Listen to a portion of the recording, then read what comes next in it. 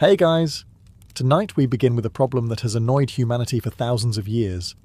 Water refuses to go uphill. So before you get comfortable, take a moment to like the video and subscribe. But only if you actually enjoy watching ancient people solve problems in ways that make modern life feel slightly unnecessary. And let me know in the comments where you're watching from and what time it is. It's always interesting to see who else is awake, questioning gravity at this hour. Now dim the lights, maybe turn on a fan for that soft background hum, and let's ease into tonight's story together. Water flows downhill. That's the rule. It's simple, dependable, and has never once woken up feeling rebellious. Gravity pulls, water obeys, and the universe continues to function without filing a complaint. Now imagine you're standing in a Roman city nearly 2,000 years ago. The streets are busy. The air smells faintly of bread, animals, and questionable decisions, and somewhere nearby a fountain is running, not struggling, not dripping, confidently sending water upward before letting it fall back down like it owns the place. And here's where things get mildly unsettling. There is no obvious source above you, no mountain looming in the background, no helpful sign saying, "Water originates here, please don't question it." Just water, rising, calmly, casually, as if gravity has decided to take a short break and rethink its career choices. At this point, you have two options. Option 1. Accept it and move on with your day, because you have olives to buy and existential questions are exhausting. Option 2. Stare at the fountain long enough to realize something is deeply suspicious about the entire situation. Because water doesn't do this. It has never done this. It will never do this. And yet, here it is, doing exactly that. Now, before we start crediting the Romans with supernatural abilities, which, to be fair, they probably would have accepted without modesty, it's worth remembering one thing. They weren't magicians. They were engineers, slightly obsessive, highly practical, and absolutely unwilling to accept that's not possible as a final answer. The Romans didn't try to break the rules of nature. That would have been messy. And they preferred their messes to be contained within amphitheatres. Instead, they studied those rules with uncomfortable intensity. They measured, adjusted, argued, remeasured, and probably blamed each other repeatedly until something worked. And what they discovered was not how to make water flow uphill, but how to make it look like it does, which is arguably more impressive and definitely more Roman, because the water you see rising in that fountain has already travelled a long, carefully controlled journey from somewhere far away, usually higher ground that you cannot see from where you're standing. It has been guided across miles, lowered, redirected, pressurized, and politely encouraged to behave in very specific ways. By the time it reaches the fountain, it hasn't defied gravity at all. It has simply followed it, with the kind of precision that suggests someone somewhere lost a lot of sleep making sure it would. And that's the trick. Not breaking the rules, just understanding them so well that everyone else assumes you did. So, after all that quiet suspense, here's the disappointing truth. The Romans did not make water flow uphill. There, mystery ruined, illusion shattered. Somewhere, a Roman engineer just sighed in relief because we finally understood. But before you close the case and go back to your olives, the real story is far more interesting than the myth. Because while the water doesn't actually go uphill, the Romans made it look like it does so convincingly that people are still asking the question 2,000 years later. And honestly, that's a level of confidence we should all aspire to. What the Romans understood, deeply, obsessively, almost uncomfortably, is that water doesn't need to break the rules. It just needs the right path. You see, water is incredibly predictable. It doesn't improvise. It doesn't get creative. It simply follows the easiest route downward, every single time, like a very determined employee who refuses to think outside the job description. The Roman solution, then, was not to fight gravity, but to design a path so carefully that gravity would do exactly what they wanted. Imagine a journey that begins far away, in hills or mountains that sit higher than the city itself. From there, water begins its descent, slowly, steadily, almost lazily, guided through channels that are barely sloped. We're talking about gradients so small that if you blink, you'd miss them. And yet, over long distances, that tiny slope is enough. The water keeps moving. It keeps descending. It keeps obeying the rules, just very, very patiently. Now here's where things start to feel suspicious again, because once that water reaches the city, it can be redirected, channeled, and even pushed into places that appear higher than where it started, at least from your point of view standing in the street. But that's the illusion. The key detail, the one the Romans quietly relied on, is this. The water source is always higher than the final destination. Always. No exceptions. No clever loopholes. Gravity remains undefeated. What changes is perspective. To you, standing in the city, the fountain looks elevated. It looks like the water climbed to get there. But in reality, that water has been falling the entire time, just along a path so long and carefully designed that you can't see the beginning of it. So no, the Romans didn't make water go uphill. They simply made sure you'd never notice that it wasn't. If Roman engineering had a personality, it would be patient, slightly obsessive, and deeply offended by the idea of rushing anything. Because the real secret behind their water systems wasn't force or speed or dramatic innovation. It was patience. The kind of patience that says, we will move this water 10 miles, very slowly, and we will be correct the entire time. This is where aqueducts enter the story, not just those elegant stone bridges you've seen in photos, although yes, they do look like they were built specifically to impress tourists 2,000 years in the future, but the entire system behind them. Long channels, often hidden underground, stretching across landscapes with one simple goal. Keep the water moving, gently, consistently, and without doing anything dramatic. Because dramatic water is dangerous water. The key to an aqueduct wasn't height. It was slope, and not an obvious slope either. Roman engineers worked with gradients so subtle that to the naked eye they looked completely flat. We're talking about a drop of just a few centimetres over long distances, which sounds insignificant, until you realise that over miles, that tiny decline is enough to keep water flowing indefinitely. Too steep, and the water would rush, erode the channel, and destroy the entire system. Basically, the ancient equivalent of turning your shower into a pressure washer. Too flat and the water would stop. Completely. No movement, no flow. Just a long, expensive line of disappointment stretching across the countryside. So the Romans aimed for something in between. A perfect, almost invisible descent. And achieving that without modern tools is where things get quietly impressive. No lasers, no digital measurements, just surveying instruments, careful observation, and probably a lot of arguments that ended with someone saying, "It's fine, just shave off a little more stone." These aqueducts could run for dozens of miles, maintaining that delicate slope the entire way.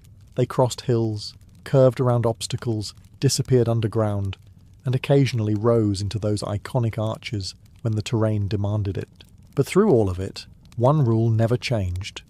The water must always be moving downhill. Always. Which means that by the time it reached the city, even if it appeared to rise into fountains or baths, it had already been descending for its entire journey. Slowly, quietly, and with the kind of consistency that makes modern infrastructure look a little uncertain. So no tricks, no shortcuts. Just an empire willing to move water the long way around, and somehow make it look effortless. By now, you might be starting to feel slightly suspicious of everything. Good. That's exactly where Roman engineering wants you. Because this is the chapter where things begin to look impossible again. Not because they are, but because your brain insists they should be. Imagine standing in a Roman city, watching water spill into a fountain that sits clearly higher than the surrounding streets. Maybe even higher than where you think the water came from. There's no visible mountain looming overhead, no obvious downhill path leading into it, just water rising, performing its quiet little act, as if gravity has decided to loosen its standards. And once again, it hasn't. The trick here is perspective, or more specifically, your lack of it. What you see is the end of the journey. What you don't see is everything that came before it, because somewhere far beyond the city, sometimes miles away, sometimes hidden behind hills or terrain you'd never think to question, there is a source sitting higher than everything you're looking at. That's where the journey begins. That's where gravity quietly signs the contract and agrees to do all the work. From there, the water travels along aqueducts, descending ever so slightly. Not dramatically, not noticeably, just enough to keep moving. It curves, it bends, it disappears underground, It reappears when necessary, and all the while it continues its slow, obedient fall. Now here's where the illusion sharpens. As the water approaches the city, engineers can guide it into structures that sit at different elevations, some slightly higher than others. To you, standing nearby, it looks like the water has climbed to reach them, but it hasn't climbed anything. It has simply arrived at a point that is still lower than where it started, even if it doesn't feel that way from your limited viewpoint. It's a bit like watching someone walk down a mountain, disappear behind a hill, and then reappear on what looks like higher ground. You assume they went up. In reality, they never stopped going down. You just lost sight of the full path. And that's the entire trick.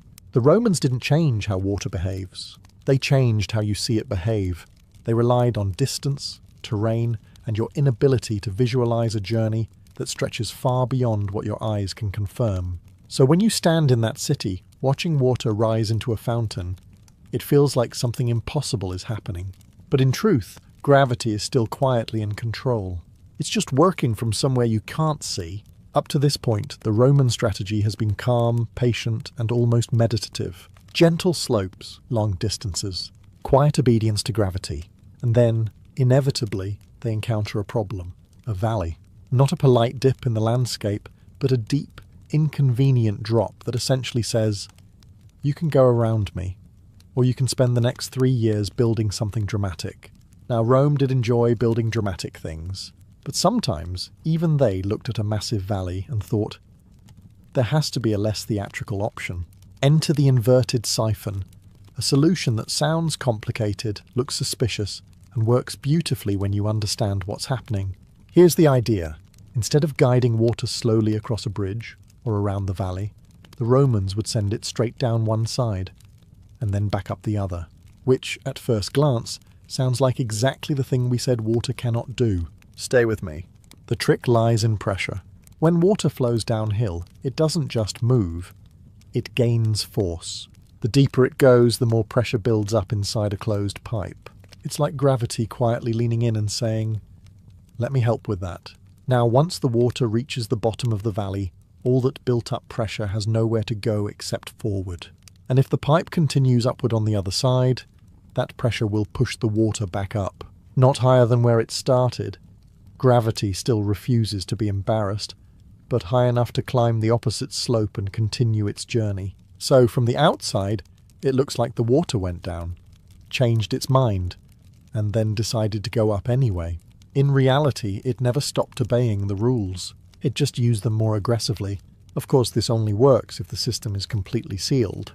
One leak, one weak joint, and suddenly your carefully engineered siphon becomes a very expensive fountain in the wrong place. Which means Roman engineers had to be precise. Very precise. The kind of precise that probably involved a lot of staring, measuring, and quietly blaming the last person who touched the pipe.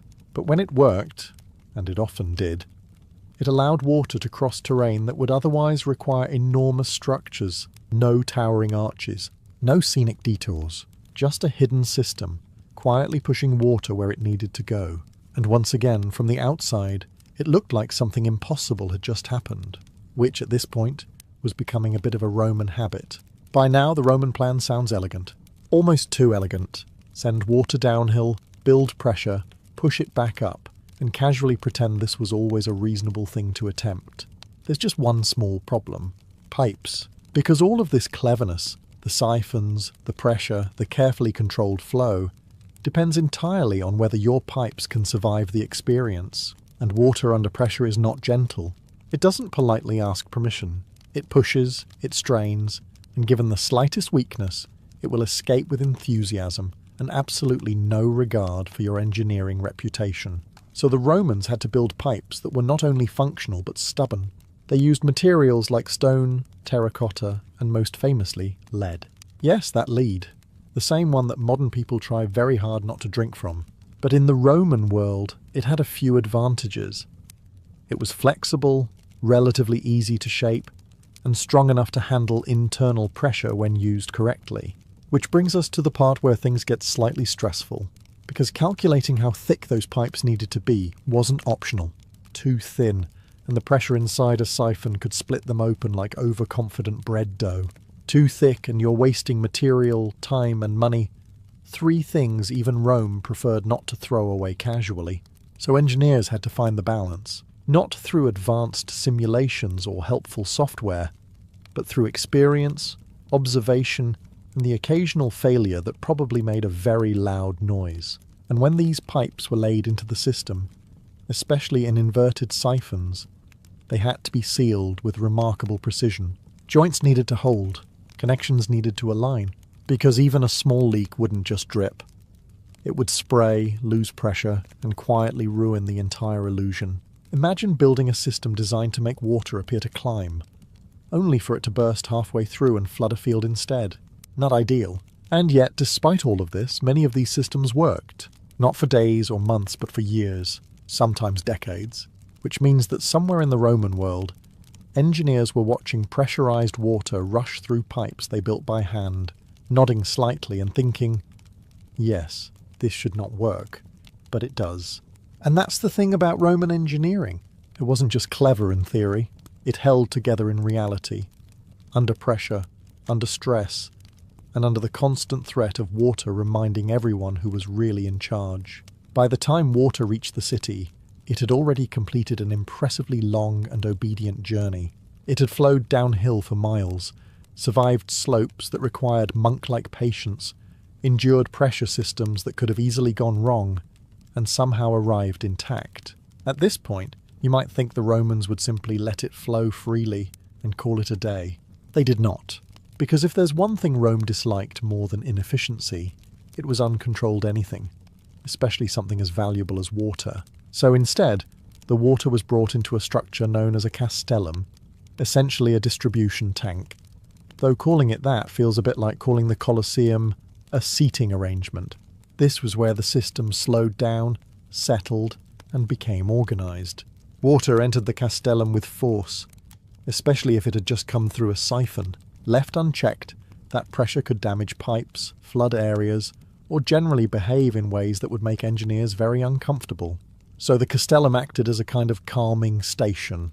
Think of it as the moment when a very energetic guest arrives at a formal dinner and is politely asked to sit down and lower their voice. Inside the tank, water would spread out, lose some of its pressure, and then be divided into multiple channels. Each channel led somewhere specific: public fountains, bathhouses, private homes, sometimes even ornamental displays designed to remind everyone that Rome had water to spare. And this distribution wasn't random, it was prioritized. Public needs came first. Fountains and baths were essential to Roman life, not just for hygiene, but for social structure, politics, and the general appearance of a functioning civilization. After that came private connections, often reserved for wealthier citizens who could afford the luxury of having water delivered directly to their homes. So while the water system looked smooth and effortless from the outside, underneath it was carefully controlled, measured, and rationed. Because without that control, the entire illusion would collapse. Too much pressure, and pipes burst. Too little, and the fountains fall silent. Which, in a Roman city, is less a minor inconvenience and more a public embarrassment. And Rome, as we've established, did not enjoy being embarrassed. So the castellum stood quietly at the heart of the system, doing something far less glamorous than making water flow uphill, but far more important, making sure everything worked exactly as it should. Because in the end, the real genius of Rome wasn't just moving water, it was controlling it. At this point, you might be wondering something very reasonable. If the Romans were so good at building those towering aqueduct bridges, the kind that still stand today looking mildly superior to modern construction, why didn't they just build them everywhere? Why bother with pipes, pressure, and systems that sound like they require constant supervision and occasional emotional support? The short answer: because even Rome had limits. The long answer is far more interesting. Building an aqueduct bridge across a valley was not a casual weekend project. It required enormous amounts of stone, labour, time, and organisation. Entire teams of workers had to quarry materials, transport them, shape them, and assemble structures that could stretch for hundreds of metres. All of this just to maintain a gentle slope for water that refuses to be rushed. And while Rome had the resources, it also had something even more important: practicality. Sometimes A valley was simply too wide, too deep, or too inconvenient to justify building a massive bridge. Not because it couldn't be done, but because it would take years, cost a fortune, and probably involve several engineers having long, quiet disagreements about whose fault it was taking so long. So instead of forcing the landscape to cooperate, the Romans adapted. This is where systems like inverted siphons became not just clever but necessary.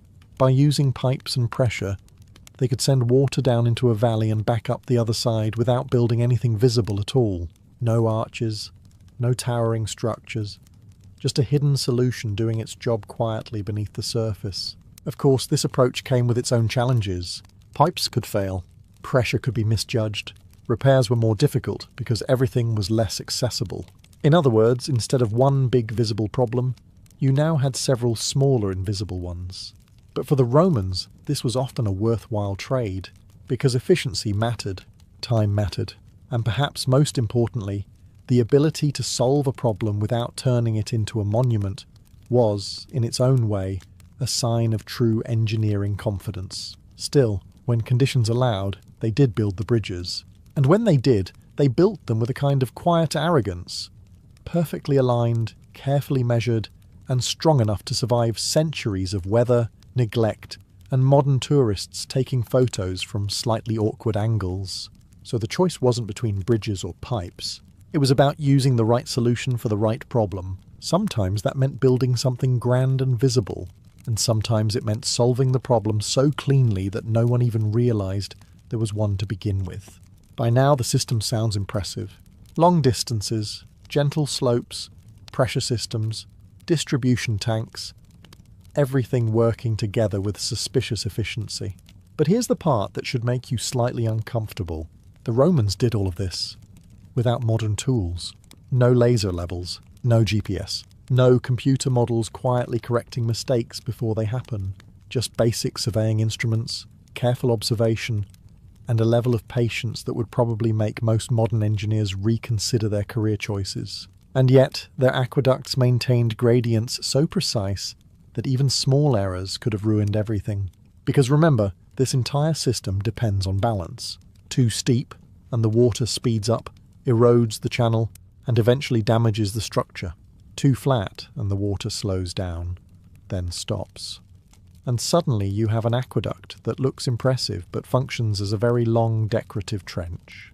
So the slope had to be just right. Not approximately right, not close enough, exactly right.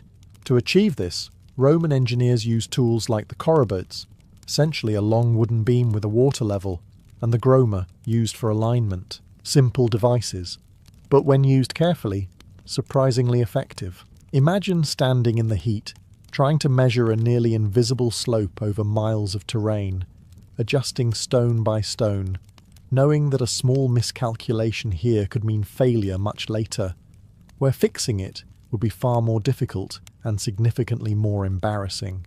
Because that's the other thing. Mistakes didn't always reveal themselves immediately. Water might flow perfectly for part of the journey, only to slow down or overflow much farther along, which means the problem could be miles away from where the symptoms appear. So diagnosing issues wasn't just about fixing what you could see. It required understanding the entire system. Every turn, every slope, every joint. And somehow they managed it. Not perfectly, of course. There were failures, miscalculations, adjustments. Probably a fair amount of quiet frustration followed by very determined corrections. But overall, the level of precision they achieved is difficult to ignore. Because this wasn't guesswork. It was careful, repeated, disciplined engineering, built on observation, experience, and a refusal to accept that something so subtle as a slight slope could be treated casually. So while modern tools make this kind of work easier, the Romans proved something far more unsettling. They showed that with enough patience and understanding, you don't necessarily need advanced technology to achieve remarkable precision. You just need to be willing to take your time and get it right the first time, or spend a very long time fixing it later. By this point, it's clear the Romans didn't move water just for convenience. They moved it because it gave them something far more valuable than comfort: control. Because in the ancient world, water wasn't just something you drank, it was something you managed, and whoever managed it quietly managed everything else. A Roman city with flowing water wasn't just functional. It was organized, disciplined, and most importantly, impressive. Fountains didn't exist purely for decoration. They were statements, visible proof that somewhere, far beyond the city, an invisible system was working perfectly. Water flowed here because Rome said it would, and that mattered. Public fountains ensured that even the poorest citizens had access to fresh water, which in practical terms meant fewer diseases, cleaner streets, and a population that was just slightly less likely to revolt over basic necessities. Always a helpful outcome. Then there were the baths. Roman baths were not optional luxuries. They were central to daily life, places where people washed, socialized, discussed politics, made deals, and occasionally pretended to relax while judging everyone else's life choices. And all of it depended on a steady, reliable supply of water. Without it, the baths fall silent. Without the baths, the social rhythm of the city starts to collapse. And suddenly, Rome feels less like an empire and more like a very large collection of disappointed people. But perhaps the most revealing use of water was in private homes. Not everyone had direct access.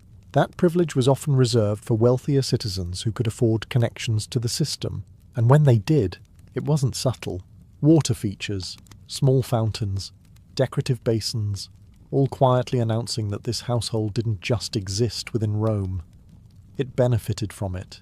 Because water, in this context, wasn't just utility, it was status. And then there was industry. Mills powered by flowing water, workshops relying on steady supply, infrastructure that quietly turned water into productivity. The system wasn't just sustaining life, it was driving it forward. So when we talk about Romans making water flow uphill, we're not just talking about a clever trick of engineering. We're talking about a system that transformed water into influence. Because once you can move water wherever you want, across miles, through cities, into homes, baths and fountains, you're no longer reacting to nature. You're organizing it. And that's when water stops being a resource and starts becoming power. By now, the mechanics are clear. Slopes, pressure, pipes, patience, all working together in a system that never actually breaks the rules. And yet, standing in a Roman city, watching water rise into a fountain, none of that is what you feel. What you feel is that something impossible is happening, because human perception is not particularly interested in long explanations. It prefers simple conclusions. Water is going up. Therefore, something unusual is taking place. End of analysis. And the Romans understood this, not as a scientific curiosity, but as a psychological advantage. They didn't just build systems that worked. They built systems that looked like they shouldn't. Imagine arriving in a city where water flows constantly. Clean, controlled, and abundant. It appears in fountains, spills into basins, feeds baths, and disappears again, as if guided by an invisible hand. You don't see the miles of aqueduct behind it. You don't see the careful slope calculations or the hidden pipes. You see the result. And the result feels unnatural. Not in a frightening way, in an impressive way. The kind that makes you pause, look around, and quietly accept that whoever built this city understands the world better than you do. Which for Rome was exactly the point. Because infrastructure isn't just about function, it's about perception. A city that controls water looks powerful, organized, advanced. It suggests stability, intelligence, and authority, all without saying a single word. You don't need propaganda when your fountains are doing the work for you. And this effect goes deeper than simple admiration. When people believe a system is almost beyond their understanding, they're less likely to question it, less likely to challenge it. It becomes something to rely on rather than something to doubt. So when water appears to flow uphill, it's not just an engineering success. It's a quiet statement. Rome doesn't just follow the rules of nature. Rome understands them so well that it can make them look optional. Of course, behind the illusion, everything is still grounded in reality.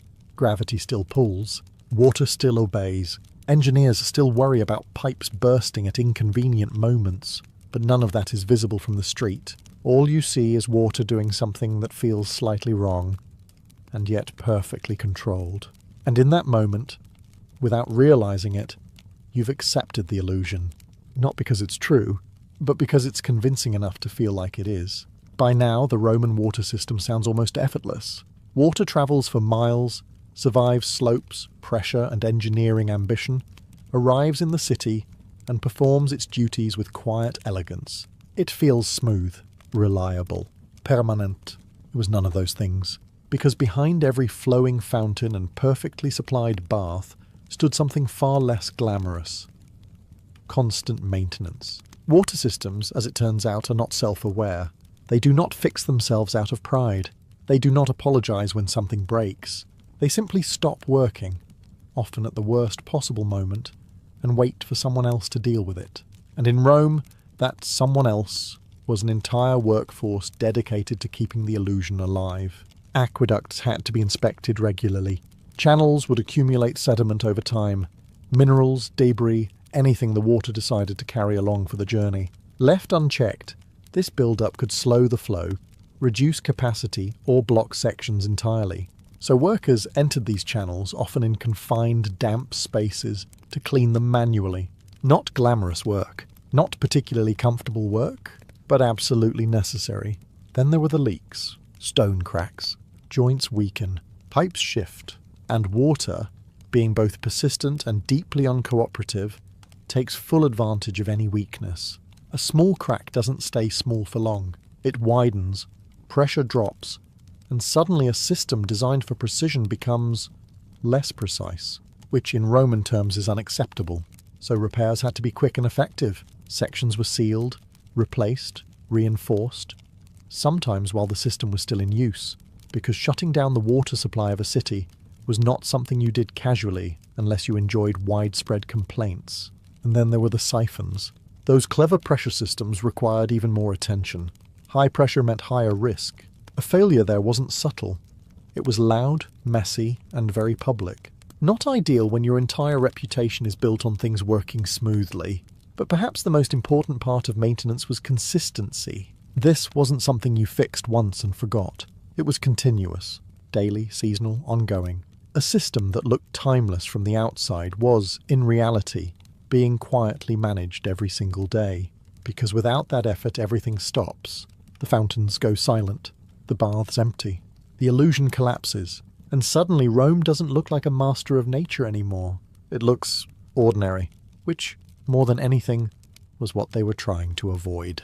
For all their precision, patience, and quiet confidence, the Romans were still dealing with one inconvenient truth. Water has no respect for reputation. It does not care that you are the greatest empire in the known world. It does not pause to admire your aqueducts or politely follow your expectations. It follows physics. And if you miscalculate even slightly, it will remind you, immediately, loudly, and often in public. Because when Roman water systems failed, they didn't fail subtly. A cracked pipe under pressure didn't leak gently. It burst. Water would force its way out with enthusiasm, turning carefully planned systems into chaotic displays of unintended fountains. Not the decorative kind either. The kind that makes nearby workers step back and reconsider their life choices. In aqueduct channels, problems could be slower, but no less frustrating. A slight miscalculation in slope might not stop the water immediately. Instead, it would gradually slow, hesitate, and eventually settle into a stagnant stretch that served no one. Somewhere downstream, fountains would weaken, baths would receive less water, and people would begin to notice. And when people notice something missing, especially something as essential as water, they tend to complain loudly, which meant the problem had to be found. And that, perhaps, was the most difficult part, because the failure rarely occurred where the symptoms appeared. A dry fountain in the city might be caused by a blockage miles away. A pressure drop could trace back to a leak hidden underground, far from where anyone was looking. So engineers and workers had to track the issue through the system, piece by piece, often relying on experience, intuition, and the kind of slow, methodical thinking that doesn't make for dramatic storytelling, but gets results. And then there were the siphons, those brilliant, slightly risky solutions. When a siphon failed, it didn't whisper. It announced itself. Pressure would escape, pipes could rupture, and suddenly your clever shortcut across a valley became a very visible problem that everyone could see and no one could ignore. Not ideal for an empire built on the appearance of control. But here's the important part. The Romans expected failure, not constantly but inevitably. Systems this large, this complex, and this dependent on precision were never going to run perfectly forever. So they built with that in mind. They monitored, repaired, adjusted, and improved. Failure wasn't the end of the system, it was part of it, which is perhaps the most quietly impressive detail of all. They didn't just build something that worked, they built something that could keep working, even after it didn't. At this point, it would be easy to treat all of this as a clever historical curiosity. Ancient people, impressive engineering, very nice arches, and then we move on, slightly impressed and mildly grateful we don't have to maintain it ourselves. But here's the uncomfortable part. We are still using the same ideas, not similar ideas, not inspired by ideas, the same ideas. Gravity moves water, pressure redirects it, pipes contain it, systems distribute it.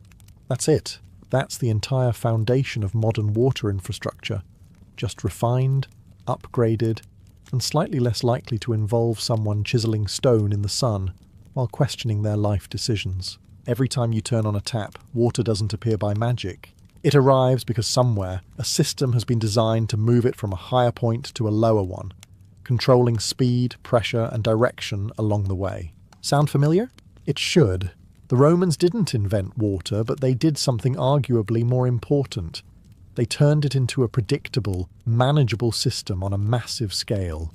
They proved that you could take something as simple and stubborn as flowing water and guide it across miles, through cities, and into daily life without chaos. And that idea never left us. Modern cities still rely on careful gradients. Reservoirs are placed at higher elevations for the same reason Roman sources were.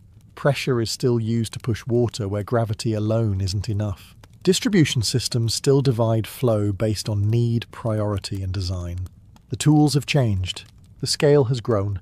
The calculations are faster, but the logic? Exactly the same, which makes Roman engineering slightly unsettling, because it means that 2,000 years ago, with limited tools and no modern technology, they reached conclusions that we still depend on today, not as a backup plan, but as the foundation. And perhaps more importantly, they understood something we occasionally forget. A system doesn't need to be flashy to be powerful. It just needs to work. Consistently, reliably, and without drawing attention to itself when it does. That's why their aqueducts still stand. Not just as ruins, but as quiet reminders that good engineering doesn't age the way trends do. It doesn't become outdated, it becomes invisible. So when we look back at Roman water systems, we're not just looking at history, we're looking at the early version of something we still use every single day, often without thinking about it at all. So after all the arches, the pipes, the pressure, the careful measurements, and the quiet obsession with getting everything exactly right, we arrive at the truth. The Romans never made water flow uphill. Not once. Gravity remained firmly in charge the entire time, completely unimpressed by Roman ambition. Water still flowed down just as it always had, just as it always will. No exceptions. No dramatic betrayals of physics. No hidden moment where nature decided to take a break and let Rome show off. And yet, standing in those cities, watching fountains rise and water appear where it shouldn't, it felt like something else was happening. Something just slightly beyond explanation. That's the real achievement, because what the Romans built wasn't just a system that worked. They built a system that looked like it shouldn't. They didn't fight gravity. That would have been impossible, and more importantly, inefficient, which Rome took very personally. Instead, they studied it, respected it, and then used it with such precision that it created the illusion of defiance. Every aqueduct, every siphon, every pipe was part of that illusion. A carefully constructed narrative where water seemed to rise, to appear, to behave in ways that suggested control over nature itself. But behind that illusion was something far more impressive than magic. Understanding, the Romans knew exactly what water would do, how it would behave, how it would respond under pressure, across distance, through different materials. They didn't guess. They observed, tested, adjusted, and built systems that worked not because they were extraordinary, but because they were correct. And that's the part that tends to get overlooked, because it's easy to admire the arches, the scale, the visible achievements. It's harder to appreciate the invisible precision behind them. The slight slopes, the sealed joints, the careful control of pressure, the details that no one sees but everything depends on. So no, they didn't break the rules. They mastered them. And in doing so, they created something that still impresses us today. Not because it was impossible, but because it was done so well that it felt impossible, which in a way is far more difficult, because anyone can claim to defy nature. Very few can understand it so completely that they make it look like they did. And that is the quiet genius of Rome. Florence, late 15th century. A city bursting with bankers, painters, poets. And one stubborn boy who already looked slightly annoyed with all of them. Michelangelo Buonarroti was not born into greatness. At least not the kind his father had planned. His family, the Buonarroti, clung tightly to the idea that they were respectable, minor nobility. Respectable people, naturally, did not spend their days covered in dust, hammering rocks like enthusiastic labourers. Unfortunately for them, Michelangelo had already decided that rocks were far more interesting than people. As a child, he was sent to live with a stonecutter's family, a practical arrangement meant to keep him out of trouble. Instead, it did the opposite. While other boys absorbed manners, Michelangelo absorbed marble dust, quite literally. Years later, he would claim that his love for sculpture came from the milk of his wet nurse, who happened to be the wife of a stonecutter. Subtle. Back in Florence, the city itself became his classroom. Churches filled with frescoes, statues standing in quiet defiance of time. These were not decorations to him. They were challenges, silent ones, the kind that say, "You think you can do better?" Michelangelo, being Michelangelo, silently answered, yes. His father, Lodovico Buonarroti, was less impressed. Art was not a career. It was a hobby for those who had already made money doing something respectable. When young Michelangelo insisted on pursuing it, arguments followed, then punishments, then more arguments, because Michelangelo had the charming habit of not backing down. Eventually, resistance collapsed, not out of agreement, but exhaustion. Michelangelo was sent to apprentice in the workshop of Domenico Ghirlandaio, a painter's studio. A sensible compromise if you believed Michelangelo would become a painter. He would not. Even there, surrounded by pigments and brushes, he drifted toward sculpture, toward form, toward something solid and eternal. Painting, to him, was suspiciously temporary. It didn't take long for others to notice that this boy wasn't merely talented. He was intense, quiet, observant, and already carrying the air of someone mildly inconvenienced by the limitations of the world around him.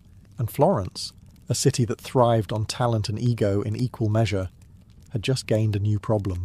Because Michelangelo wasn't trying to fit in, he was preparing to outgrow everyone.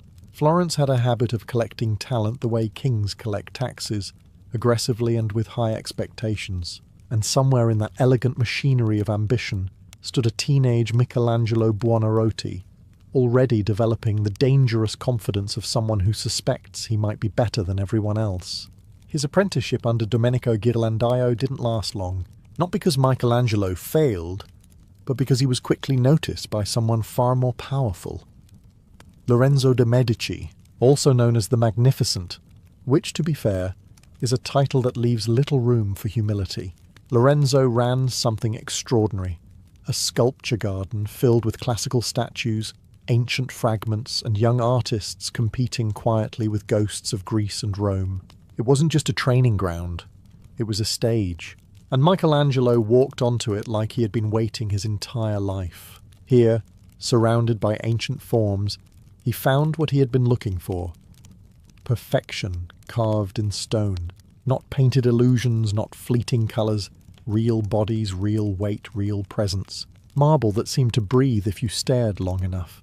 Naturally, Michelangelo took this as a personal challenge. Under the guidance of Bertoldo di Giovanni, a student of Donatello, Michelangelo refined his craft. But refinement is a polite word. What he really did was absorb everything at an alarming speed, and then quietly start surpassing expectations. And then came the incident.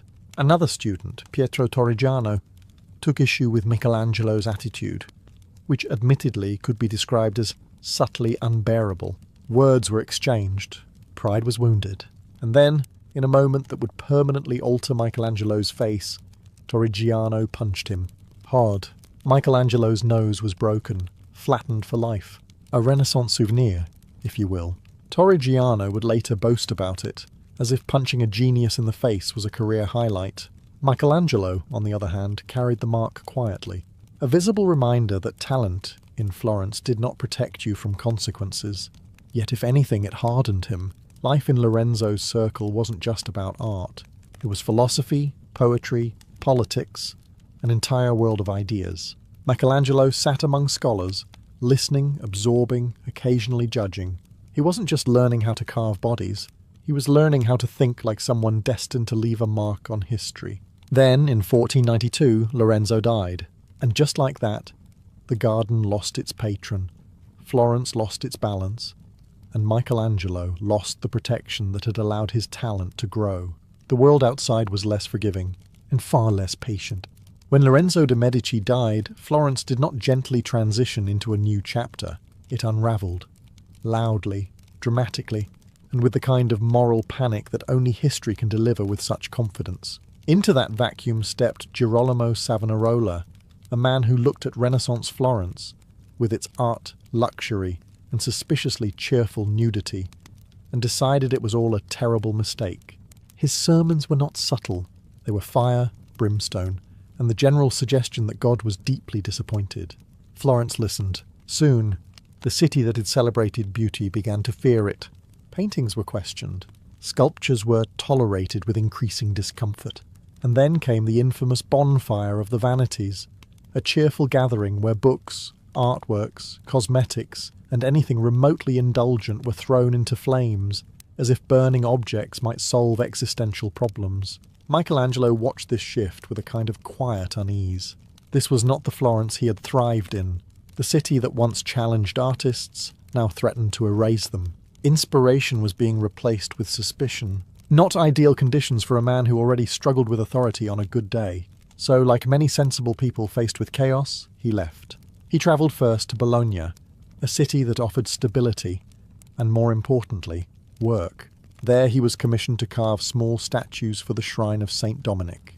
It wasn't grand, it wasn't revolutionary, but it was precise, disciplined work, the kind that quietly sharpens a craftsman's edge, and Michelangelo sharpened.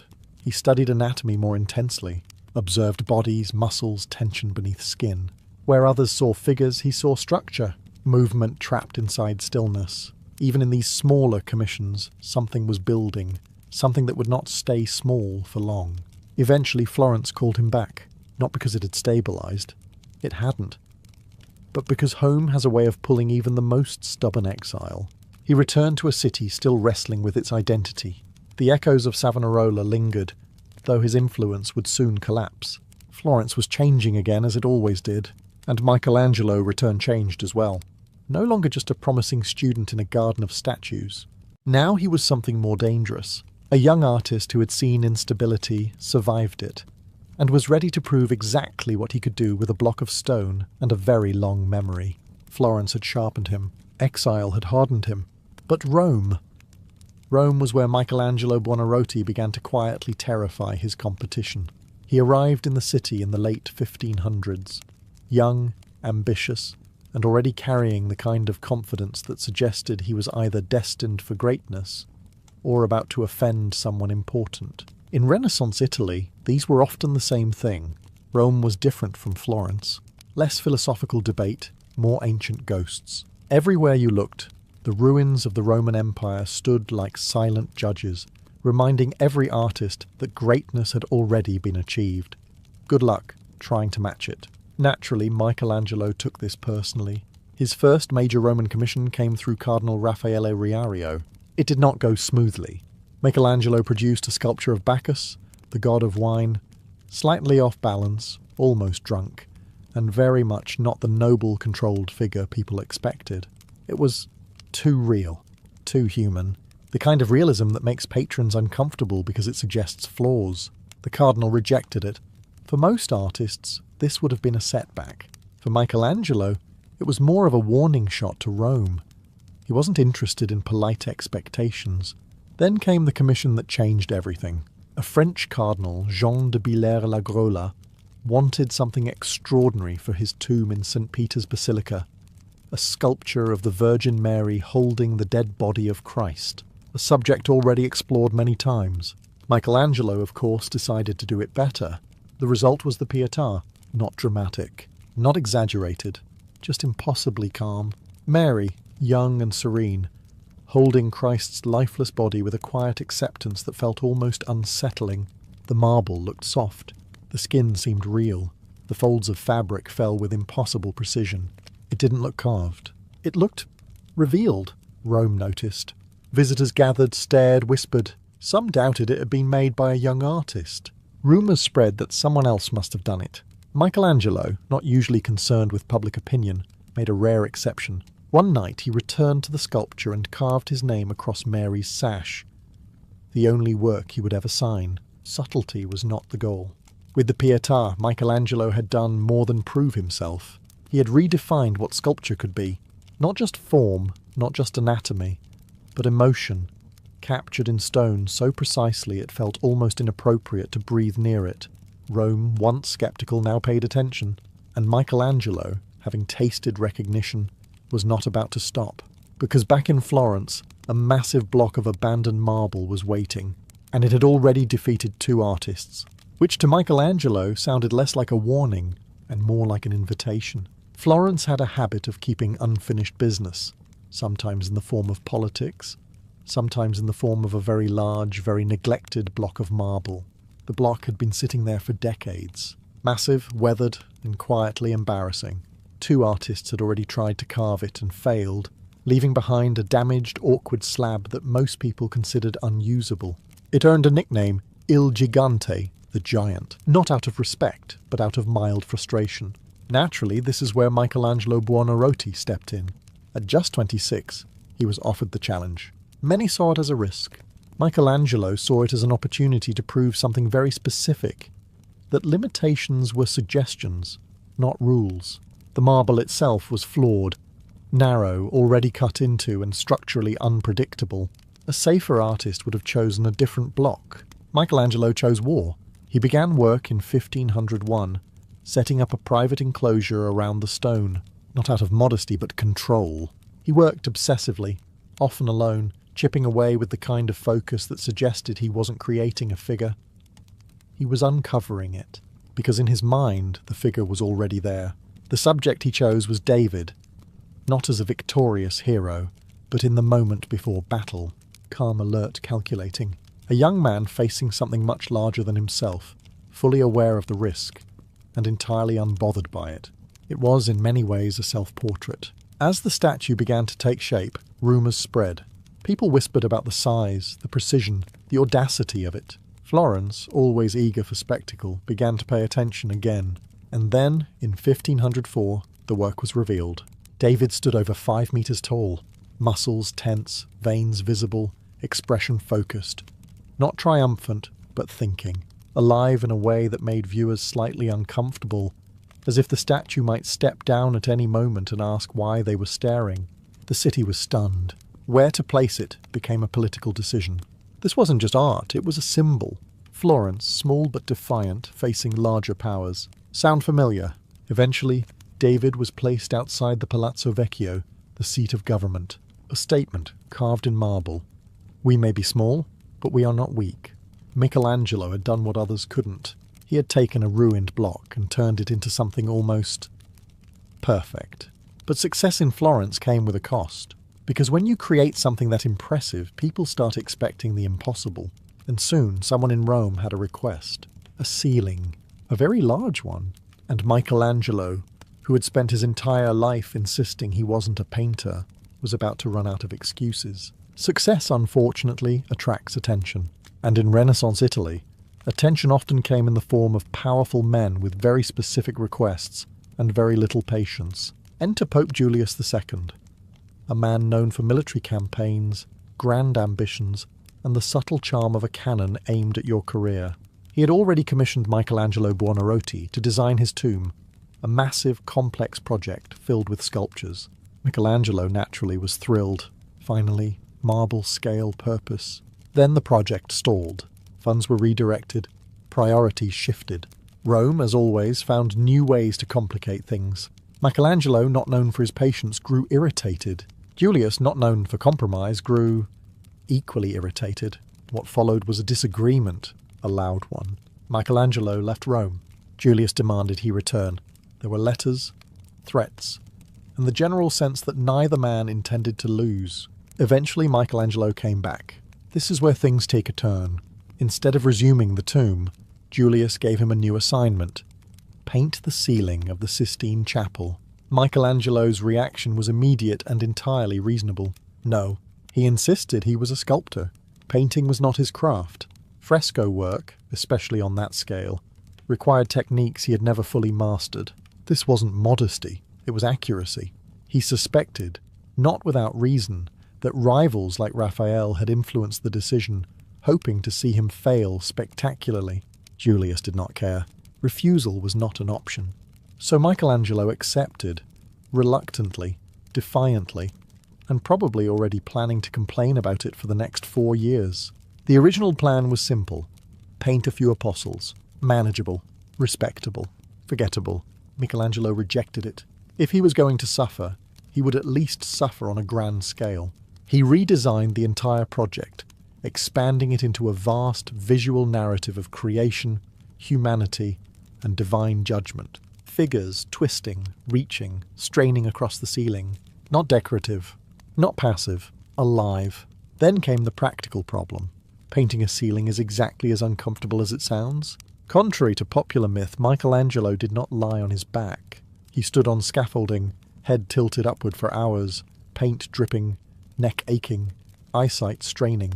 He wrote poems about it, complaints disguised as art. Work began in 1508. It would consume him, physically, mentally, and creatively. Because Michelangelo had agreed to paint a ceiling, what he was actually about to do was redefine what painting could be.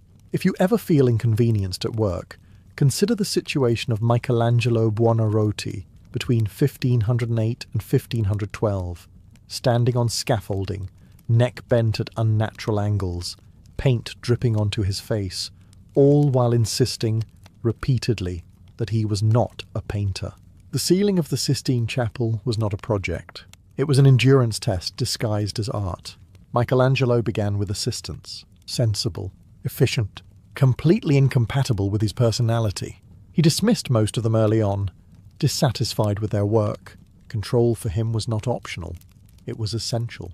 If something was going to bear his name, it would be done his way, even if that meant doing most of it alone. The technique itself didn't make things easier.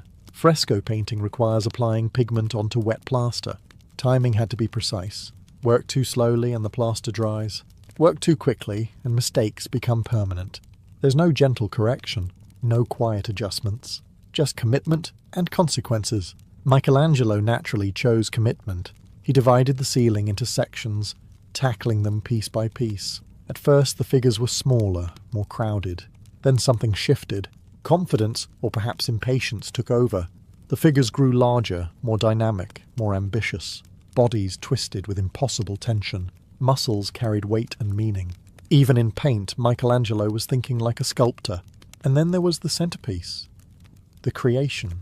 In the famous panel where God reaches out toward Adam, fingers nearly touching, Michelangelo captured something unsettlingly human. Not just divine power, but anticipation. A moment suspended between nothing and everything. People would later call it genius. At the time, it was just another day of exhaustion. His body suffered. His eyesight blurred. He wrote about it in a poem, describing his beard pointing toward heaven, his back bent like a bow, paint constantly falling into his eyes. It reads less like artistic reflection and more like a very educated complaint letter. Meanwhile, Pope Julius II grew impatient. He demanded progress, results, completion. Michelangelo, already stretched thin, responded with the calm professionalism one might expect, which is to say, not very calmly. They argued, frequently, but Michelangelo kept working. 4 years passed. Layer by layer, figure by figure, the ceiling transformed from an obligation into something else entirely. Not decoration, not compliance, a statement. Because when Michelangelo finally stepped down from that scaffolding, exhausted and half-blinded by effort. He hadn't just painted a ceiling, he had turned it into a universe, and Rome would never look up the same way again. When the ceiling of the Sistine Chapel was finally unveiled in 1512, Rome did what Rome does best when confronted with greatness. It stared, whispered, and then quietly adjusted its expectations of what art was supposed to be. Michelangelo Buonarroti, exhausted and irritated, had achieved something inconveniently undeniable. The man who insisted he wasn't a painter had just outperformed most painters alive, a deeply annoying outcome for his rivals. Among those rivals was Raphael, already celebrated, already admired, and now quietly studying Michelangelo's work with the focus of someone who understood that the bar had just been raised to an uncomfortable height. Raphael adapted quickly, incorporating Michelangelo's muscular figures and dramatic compositions into his own work. A respectful move, also slightly competitive, Michelangelo noticed. He did not applaud. Meanwhile, the original project, the tomb of Pope Julius II, returned like an unresolved argument. What had once been planned as a grand monument, filled with dozens of statues, had been delayed, reduced, redesigned, and generally mishandled for years. Michelangelo was furious. He had poured ambition into that tomb, only to watch it shrink under shifting budgets and priorities. What remained was a shadow of the original vision, but even a reduced Michelangelo project is still Michelangelo. From this frustration came one of his most powerful sculptures, Moses. Carved with intense precision, Moses sits, not relaxed, but contained, muscles tense, gaze sharp, as if he's moments away from standing up and addressing a problem personally. According to legend, Michelangelo was so struck by its realism that he tapped the statue's knee and commanded it to speak. It did not, but the expectation says everything. Despite the compromises, Michelangelo continued to work on the tomb intermittently for decades. It became less of a project and more of a lifelong irritation, a reminder that even genius answers to politics, money, and inconvenient reality. At the same time, his reputation only grew.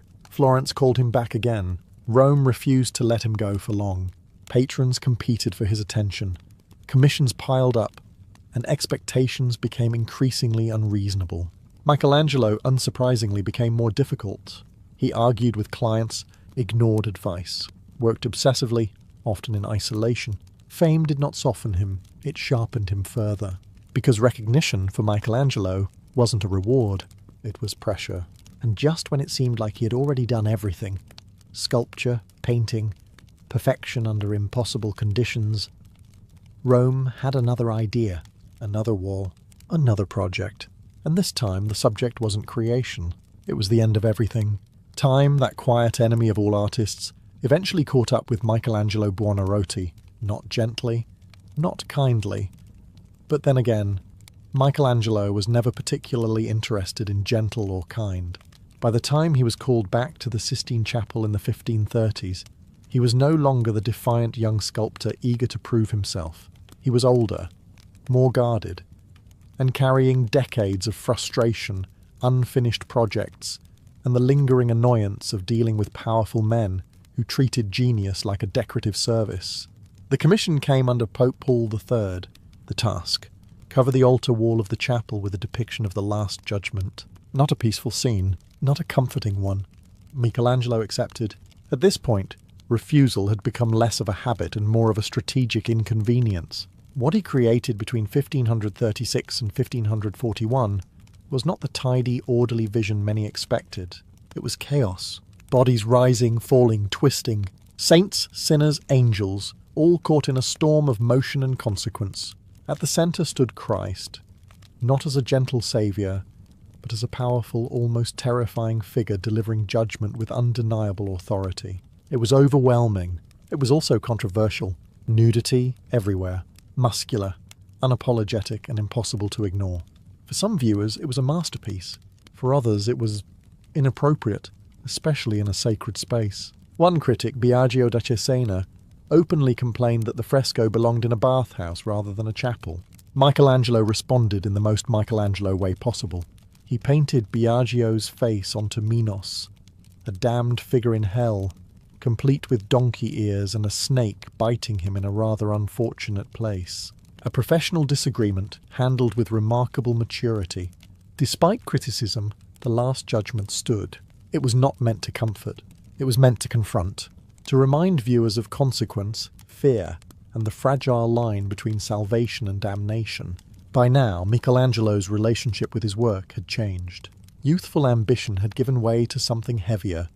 Reflection, perhaps. A quiet awareness that time was limited, and that every new project might be the last truly significant one. Yet he kept working, because stopping was not an option. Not for a man who had spent his entire life chasing perfection he never believed he had reached. And as the years moved forward, Michelangelo would take on one final role. Not as a sculptor, not as a painter, but as something even more unexpected. An architect responsible for shaping the very skyline of Rome. In the court of Kublai Khan, a wedding was never just a wedding. It was a negotiation with silk sleeves and ceremonial bows. A carefully staged moment where two families smiled politely while quietly calculating how much power they had just gained or lost. This particular marriage, arranged somewhere between strategy and necessity, was not born out of affection. It was built on something far more reliable, mutual interest. The Mongol Empire, vast and impressive, was also fragile in its own way. Tribes needed loyalty. Generals needed reassurance. Distant rulers needed a reason not to rebel the moment they felt overlooked. A wedding solved many of these problems at once. The bride, chosen with precision, came from a lineage that mattered. Perhaps her family controlled key trade routes. Perhaps they commanded warriors whose loyalty was flexible. Either way, her presence in the court was not decorative. She was a living agreement, wrapped in layers of silk and expectation. She would not arrive alone. With her came gifts, attendance, and, more importantly, political weight. Every movement she made would be observed, every word measured. Because in this world, even a smile could carry meaning. The groom, likely a prince or trusted noble under Kublai Khan's authority, understood the assignment just as clearly. This was not a moment of personal choice. It was duty. By accepting this marriage, he strengthened his position, secured alliances, and quietly acknowledged the authority of the Khan himself. And above them both stood Kublai, not as a sentimental observer, but as the architect of the entire arrangement. He did not arrange marriages for entertainment. He arranged them to maintain balance across an empire that stretched further than most people could imagine. Every union was a calculated move, subtle, controlled and designed to prevent chaos before it had the chance to begin. The court itself prepared accordingly. Messengers travelled, invitations were sent, and the machinery of imperial ceremony began to move. Silk banners were readied, feasts were planned, rituals rehearsed. But beneath all the preparation, there was something else, tension. Because while weddings in the Mongol court brought celebration, they also brought scrutiny. Allies watched carefully, rivals watched even more carefully. And somewhere in the background, there was always the quiet understanding that alliances built through marriage could strengthen an empire, or expose its weaknesses. This was not just the beginning of a union, it was the beginning of a test. The agreement had been made, the court had prepared. Now came the part that rarely appeared in official records. The journey. The bride did not simply arrive, she was escorted. Across the vast lands of the Mongol Empire, distance was not a minor inconvenience. It was a test of endurance. From wind-swept steppes to fortified cities shaped by Chinese influence, the path to the court of Kublai Khan was long, deliberate, and carefully controlled. Her departure from her homeland was not quiet. It carried ceremony, weight, and a sense of finality that no amount of silk could soften. Families gathered. Elders offered blessings that sounded reassuring, but carried an undertone of resignation. This was not a visit. This was a transfer of identity. Once she left, she would belong to another world. Her escort reflected her importance. Guards, attendants, advisors, each one selected not just for protection but for symbolism. The size of the procession alone sent a message. This was not a minor alliance. This mattered. Caravans moved slowly, deliberately. Horses shifted beneath embroidered saddles. Banners caught the wind, displaying the identity of her lineage. At every stop, local officials observed, greeted, and reported. News travelled ahead of her like a shadow, informing the court of her progress. Inside the moving camp, life was structured and watchful. The bride was never truly alone. Every gesture, every moment of hesitation, every sign of uncertainty noticed. Not always judged, but always remembered. Because how she carried herself now would define how she was received later. The landscapes changed as she moved closer to the heart of the empire. Open steppe gave way to settlements influenced by the growing power of the Yuan court. Markets became busier, roads more organised, the presence of imperial authority more visible. And with each passing day, the distance between her past and future grew. There was no turning back, not in practice, and certainly not in expectation. By the time she approached the imperial centre, the journey had already begun to reshape her. Not physically perhaps, but in posture, in awareness, in the quiet understanding that she was no longer just a daughter of her family. She was now a representative of it. Ahead lay the court, structured, powerful, and far less forgiving than the open land she had left behind. And as her procession drew closer, the celebrations prepared for her arrival. Because the moment she entered the court of Kublai Khan, she would no longer be travelling. She would be watched. By the time the bride's procession approached the imperial seat of Kublai Khan, the journey itself had already done half the work. It had stripped away hesitation, replaced familiarity with discipline, and prepared her for the one thing no escort could soften: arrival. This was not a quiet entrance. The capital, whether in the great city of Kanbalik or one of the seasonal courts, was designed to overwhelm. Broad avenues, guarded gates, banners stretched across walls like declarations of power. Everything about it communicated the same message. This was not a place where individuals mattered more than the empire. Her procession slowed as it reached the outer gates. Officials waited, not casually, not with curiosity, with precision. Every rank had its place, every gesture its meaning. Messengers moved ahead to announce her arrival formally, repeating titles, lineage, and purpose, as if reciting a carefully memorized truth. The gates opened, and with that she entered a world where nothing was accidental. Inside, the court unfolded in layers, courtyards filled with movement yet controlled, guards in formation, their presence less about threat and more about order, servants who seemed to glide rather than walk, each aware of their position in a system far larger than themselves. The bride remained composed, not because she felt calm, but because she understood the cost of not appearing so. Her clothing, carefully chosen before departure, now served its final purpose. Silk, embroidery, colours, all signalling her status, her origin, her value. In this court, appearance was not vanity. It was language, and everyone was fluent. She was led through a sequence of formal receptions, each one slightly more significant than the last. Lower-ranking officials acknowledged her first, their bows measured. Then higher figures, their attention sharper, their judgment quieter but heavier. Each step brought her closer to the centre, closer to the moment that mattered. And eventually, she stood before the authority that had arranged it all. Kublai Khan did not need to raise his voice. His presence alone carried weight. This was a man who ruled across cultures, across landscapes, across people who did not always agree, but obeyed. Her role was clear. She bowed, not as a gesture of submission alone, but as recognition of power, of order, of the reality she had just entered. From this moment forward, she was no longer arriving.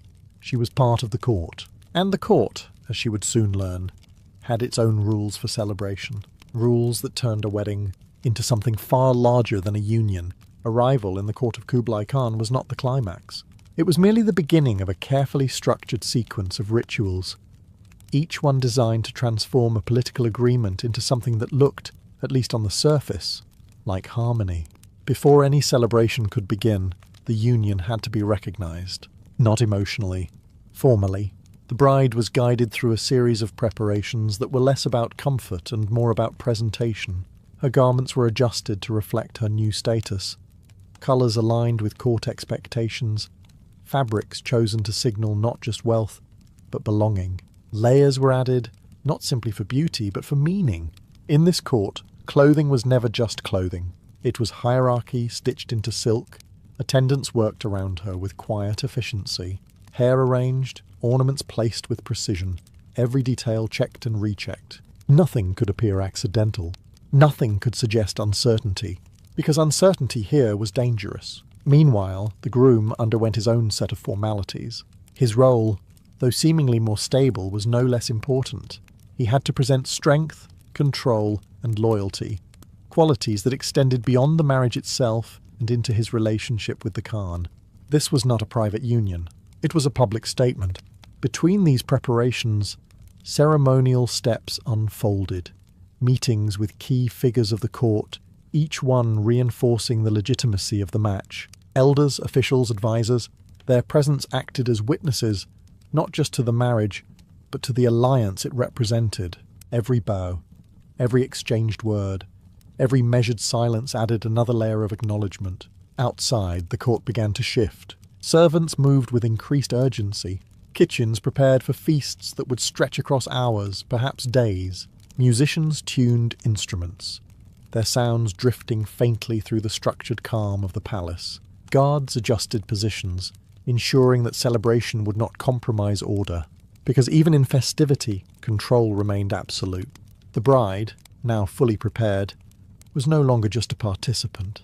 She was a symbol, refined and presented to fit seamlessly into the machinery of empire. Her earlier journey, her past identity, those were now distant, almost irrelevant. What mattered was this moment. And yet, beneath the layers of silk and ceremony, something quieter remained. Awareness, the understanding that this was not the end of a process, but the beginning of something far more complex. Because the rituals were not about emotion. They were about certainty. Certainty that the alliance would hold. Certainty that the court would accept it. Certainty that the empire, for now, remained balanced. And once that certainty was established, only then could the court allow itself something that resembled celebration, a wedding, or at least something that looked convincingly like one. By the time the ceremony began, nothing about it was uncertain anymore. In the court of Kublai Khan, uncertainty had already been removed, carefully, deliberately, and with the kind of precision that left very little room for improvisation. This was not a spontaneous moment. It was a performance. The bride and groom were led into the ceremonial space, arranged not for comfort, but for visibility. Every position had been decided in advance. Where they stood, how they faced one another, even the timing of their movements, all of it structured to convey a single message. This union was legitimate, recognized, and sanctioned by the highest authority in the empire.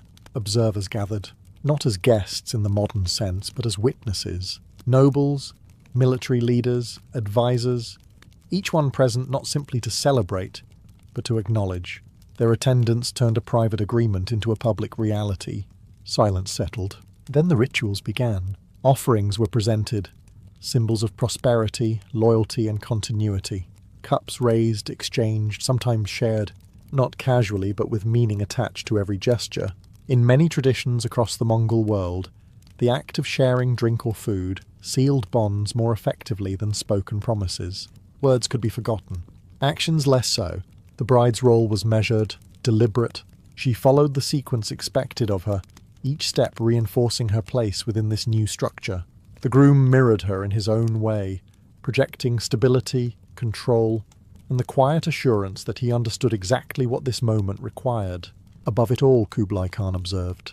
He did not need to intervene. His presence alone confirmed the legitimacy of everything unfolding below. The ceremony was not just happening under his rule, it was happening because of it. As the final ritual concluded, the shift was subtle, but unmistakable. They were no longer separate figures brought together by arrangement. They were now recognized as one unit within the court. And just like that, the purpose of the ceremony had been fulfilled. No grand declarations of love, no emotional display, just structure, acknowledgement, and completion. Yet, despite the controlled nature of the event, something had changed. Not visibly, perhaps, but within the court itself. A new connection had been established. A new balance formed. The alliance was no longer theoretical. It was real. And now that it had been confirmed, the court could finally allow itself to move beyond structure, towards something less rigid, towards something louder. Because if the ceremony was about power, the celebration was about displaying it. Once the ceremony had done its quiet, efficient work, the court of Kublai Khan allowed itself something far less restrained. Celebration. But even here, nothing was truly spontaneous. The feasting halls came alive in carefully orchestrated motion. Long tables stretched across the space, layered with foods meant not just to satisfy hunger, but to impress. Roasted meats, horse, lamb, game, arranged in abundance. Bowls of fermented mare's milk, kumis passed from hand to hand. Imported delicacies from across the empire. Spices, grains, fruits, each one quietly announcing the reach of Mongol power. This was not dinner. This was geography, served on a plate. The bride and groom sat in positions that made them visible to all, elevated just enough to be observed, but not so distant as to feel removed. They were part of the display now, central figures in a carefully staged moment of unity. Around them, nobles and commanders gathered, their presence forming a map of alliances. Who sat where mattered, who spoke to whom mattered even more. Conversations flowed, but beneath them ran a quieter current. Calculation, observation, subtle reaffirmations of loyalty. Music began. Traditional instruments filled the space with steady rhythmic sound. Drums, strings, voices rising in patterns that carried across the hall. Performers moved with practiced precision. Dancers stepping in time, their movements echoing stories of conquest, migration, and survival. This was not entertainment in the modern sense. It was memory performed. At intervals, toasts were made, cups raised toward the Khan, toward the couple, toward the empire itself. Each toast carried weight, reinforcing bonds that extended beyond the moment. To refuse or even hesitate would not go unnoticed. So no one hesitated. Laughter followed, though never uncontrolled. Even joy here had structure. Even celebration had boundaries. The bride observed all of this carefully. Every gesture, every interaction. She was no longer simply present. She was being integrated, expected to understand, to adapt, to belong within this system where power was displayed openly, but never carelessly. The groom, more familiar with the environment, played his role with confidence. He spoke, acknowledged, responded, a bridge between the bride's past and the court's expectations. And above it all, Kublai Khan watched, not judging, observing. Because a feast like this was not just about celebration, it was a test of behavior, of loyalty, of how well each piece of this newly formed alliance fit into the larger structure. And as the night stretched on, filled with sound, movement, and carefully managed excess, one thing became clear. The marriage had been sealed. Now it had to survive. By now the hall was louder, warmer, looser. At least that's how it appeared on the surface. Cups had been raised enough times to blur the edge between formality and something resembling ease. Laughter echoed more freely, but in the court of Kublai Khan, nothing was ever just laughter. Beneath the music and feasting, another kind of ceremony unfolded. Quieter, sharper, and far more important in the long run. Conversations. The bride and groom, seated at the centre of attention, were no longer simply being observed. They were now participants in the subtle exchange of power. Nobles approached one by one, offering congratulations that carried layers of meaning beneath their polite tone. A bow might signal respect. A longer conversation might signal interest. A carefully chosen gift might signal expectation. Each interaction was a message, and every message needed to be understood. The bride, now more composed than when she first arrived, began to respond with measured confidence. She listened more than she spoke. A wise choice, observing who held influence, who deferred, who avoided eye contact. In a court like this, silence often revealed more than words. The groom, meanwhile, moved with familiarity. He greeted allies, acknowledged rivals, and reinforced his position within the shifting structure of the court. This was his environment. But even he was not immune to scrutiny, because alliances once formed required maintenance. At the edges of the hall, smaller groups gathered, conversations less formal but no less important. Military leaders discussed campaigns in quiet tones. Advisors weighed implications of the new union. Even distant envoys watched closely, measuring what this marriage might mean for regions far beyond the court. The empire did not pause for celebration. It adapted through it. At times glances were exchanged, quick, subtle, almost invisible. A nod here, a pause there. Agreements forming without ever being spoken aloud. This was diplomacy at its most refined. quiet, controlled, and deniable if necessary. And throughout it all, Kublai Khan remained present, not intervening, not directing, just watching. He understood that power did not come from forcing outcomes, but from shaping conditions where outcomes became inevitable. This wedding had already strengthened certain ties. Now it was revealing new possibilities and potential fractures, because every alliance creates new balances, and every balance carries risk. As the celebration continued, the bride and groom were no longer just symbols of unity. They were now part of a living system of influence, expectation, and quiet negotiation. The laughter still filled the hall. But beneath it, the real work had already begun. By the time the last echoes of music faded, and the great halls of the court fell quiet, the celebration had already done its work. What remained was something far less visible, and far more important: mourning. In the court of Kublai Khan, the morning after a wedding was not a gentle return to routine. It was a transition, the moment when symbolism hardened into expectation. The bride awoke not as a guest, not as a visitor, but as part of the court itself. The shift was subtle, almost invisible, but absolute. The attendants who entered her chamber no longer treated her as someone passing through. Their gestures carried a new weight, measured respect, quiet observation. She was no longer being introduced. She was being assessed. Her movements that morning mattered. How she greeted those around her, how quickly she adapted to the rhythms of the court. Even small choices, when to speak, when to remain silent, began shaping her position within a system that noticed everything. The groom faced his own transition. The ceremony had confirmed his role. The celebration had displayed it. Now came the responsibility of maintaining it. He was expected to act not just as a husband, but as a stabilizing figure. Someone who could carry the alliance forward without disrupting the balance that had just been carefully constructed. Because alliances once formed do not sustain themselves. They require attention. Across the court, the effects of the marriage were already unfolding. Messengers prepared to carry news outward, across steppe, cities, and distant territories. Reports would describe the ceremony, the presence of key figures, the tone of the celebration. Every detail mattered. In distant regions, leaders would interpret these messages, adjusting their own positions accordingly. Some would feel reassured. Others perhaps would grow cautious, because a new alliance often meant a shift in power, and shifts in power rarely went unnoticed. Within the court, interactions changed. Figures who had watched quietly the night before now began to engage more directly. Conversations resumed, but with a new context.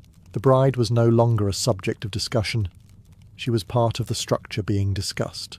And above it all, Kublai Khan observed once more. Not celebrating, not reflecting, evaluating.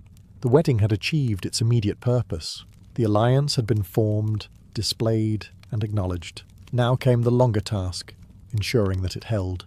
Because in an empire as vast as his, stability was never permanent. It was maintained. And as the court settled into its new arrangement, one thing became clear. The wedding was over, but its consequences had only just begun. The celebration had faded. The rituals were complete. The court of Kublai Khan had already moved on to its next concern, as it always did. Empires, unlike weddings, do not pause to reflect. And yet this marriage lingered, not in poetry, not in quiet memories, but in decisions, movements, and the slow reshaping of power across lands that would never see the ceremony, yet would feel its effects.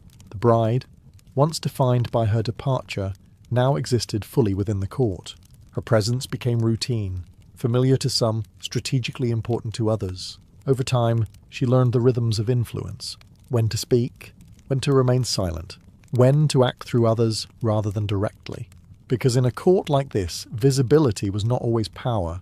Sometimes, survival depended on knowing when not to be seen.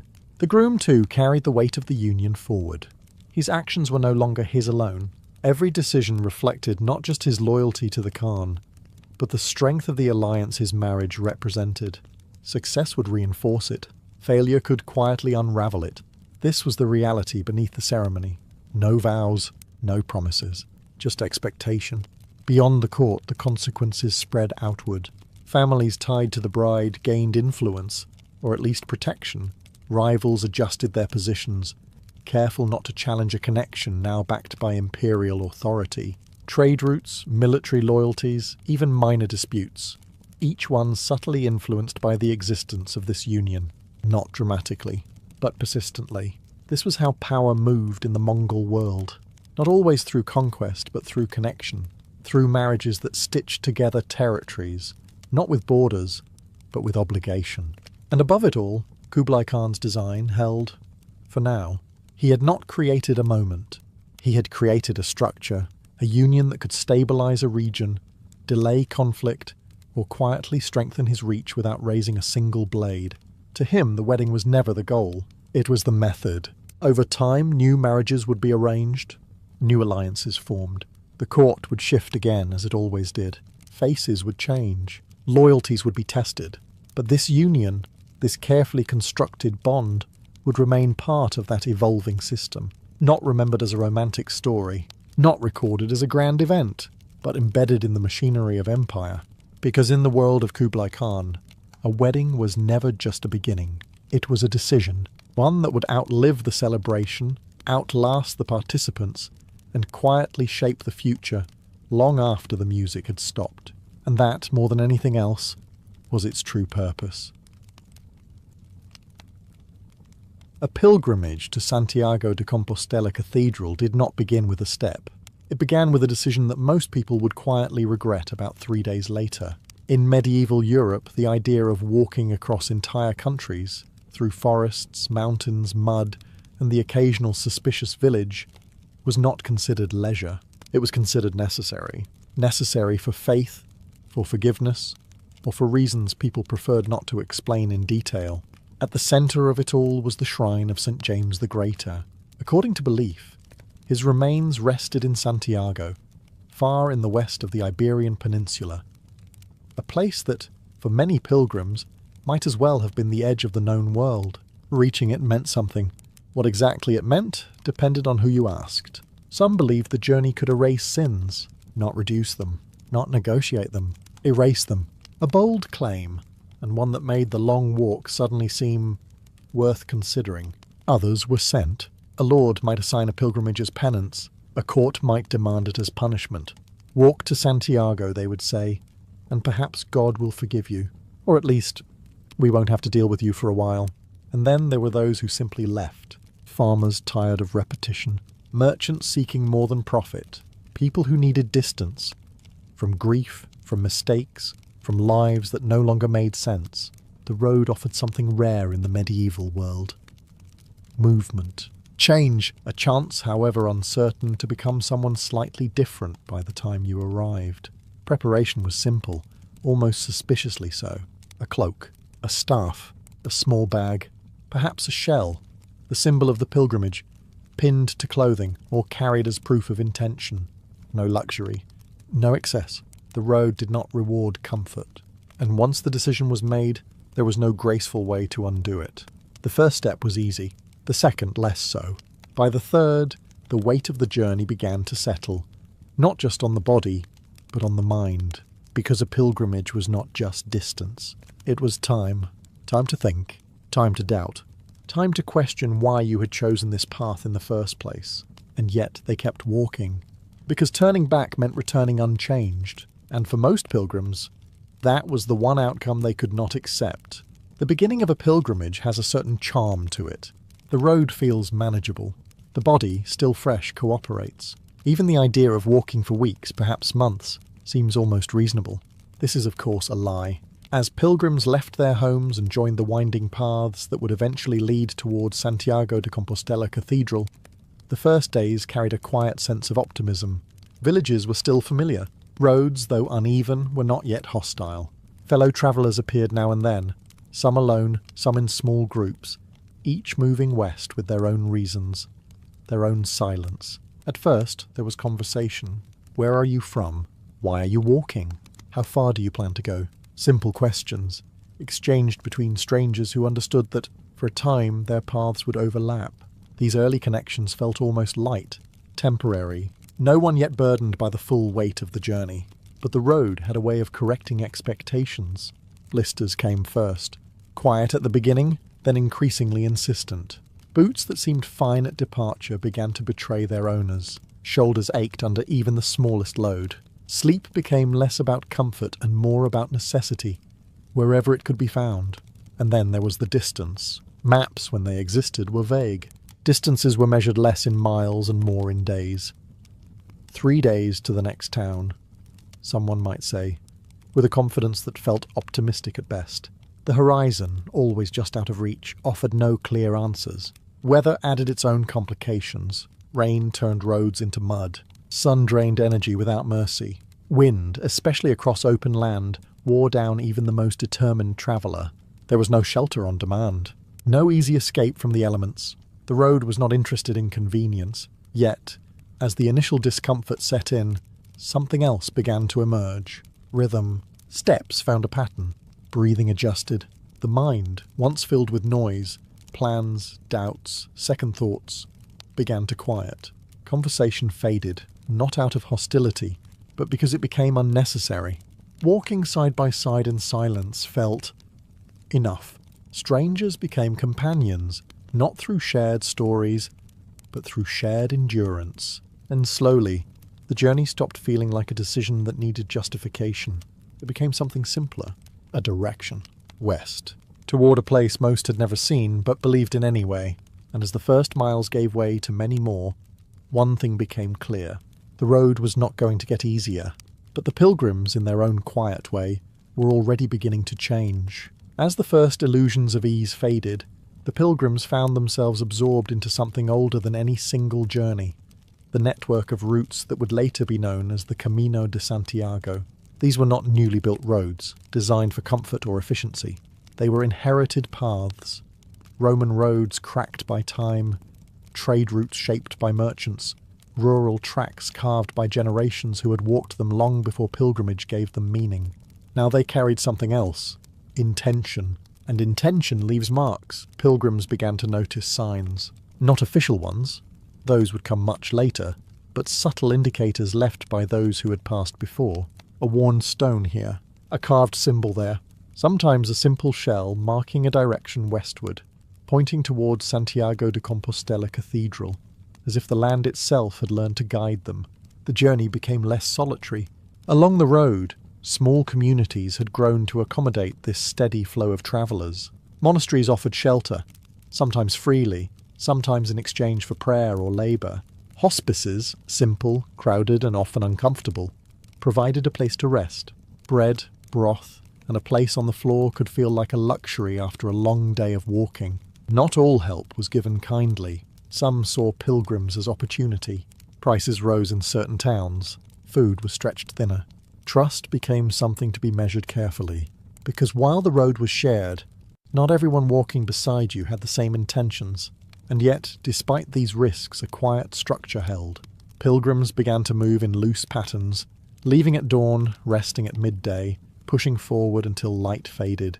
They learned which stops were safe, which routes were shorter, which streams could be trusted. Information passed between them without ceremony, built on experience rather than authority. There was no central control, only memory. The landscape itself shifted as they moved west. Rolling plains opened into wide stretches where the sky seemed too large. Forests closed in, their silence deeper than the conversations left behind. Rivers marked transitions, physical boundaries that reminded travellers how far they had come and how much remained. Each step added to something larger, not just distance but accumulation, of fatigue, of thought, of presence. And somewhere along these ancient roads the journey began to change shape again. It was no longer just about reaching a destination. It was about enduring the path. Because the road to Santiago was not designed to be conquered. It was meant to be walked, slowly, painfully, and with a kind of patience that only time could teach. And the further west they moved, the more the outside world seemed to fade, leaving behind only the road and themselves. By the time the road had settled into routine, it had already begun to test its travellers in ways no one fully anticipated. Pilgrimage, despite its spiritual framing, was not an abstract experience. It was physical, uncomfortably so. And as the miles stretched on, the body started asking questions the mind had not prepared answers for. Food became the first concern. Pilgrims did not travel with abundance. Supplies were limited. carried in small bags that grew lighter with each passing day. Bread hardened quickly. Meat, when available, rarely lasted long. Water sources varied, some clear, some questionable, all necessary. Hunger was not constant, but it was familiar, a quiet companion that followed without complaint. Those who had expected divine comfort found instead practical reality. Weather followed closely behind. The road offered no protection. Rain turned paths into thick, stubborn mud that clung to boots and slowed every step. Sun drained strength steadily, leaving travellers weak before they realised it. Wind, especially across open land, wore down even the strongest among them, not with force but with persistence. There was no negotiation with the elements, only adaptation. Clothing became more than fabric. Cloaks, once just part of preparation, turned into shields against cold mornings and damp nights. A simple hat could mean the difference between endurance and exhaustion. Pilgrims adjusted constantly, learning not from instruction, but from consequence. And then there was the body itself. Blisters deepened, muscles stiffened. Sleep, when it came, was often interrupted. By discomfort, by noise, by the simple difficulty of finding a place to rest among others equally worn down. There was no perfect recovery, only enough to continue. Yet something strange happened within this hardship. Complaints faded, not because the suffering disappeared, but because it became expected, shared. There was little value in describing pain when everyone around you understood it without explanation. Silence grew. Not empty silence, but a kind that held weight. Pilgrims walked side by side without speaking. Their presence enough. Occasional words were exchanged, practical, necessary, but conversation itself became less important than movement, step after step. The road, indifferent as ever, did not reward effort. It did not ease for those who struggled. It simply continued, stretching westward toward Santiago de Compostela Cathedral, offering no guarantee beyond the fact that it existed. And so the pilgrims adapted. They walked when they could, rested when they had to, endured because there was no alternative that made sense.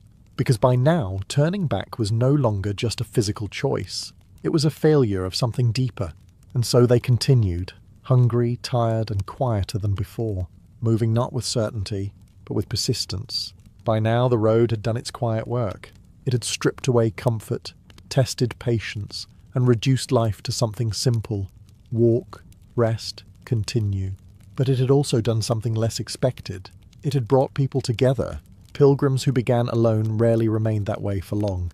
The routes towards Santiago de Compostela Cathedral were filled with travellers moving at similar pace, sharing the same burdens, the same uncertainties. Over time, distances between strangers narrowed, not physically at first, but gradually through shared experience.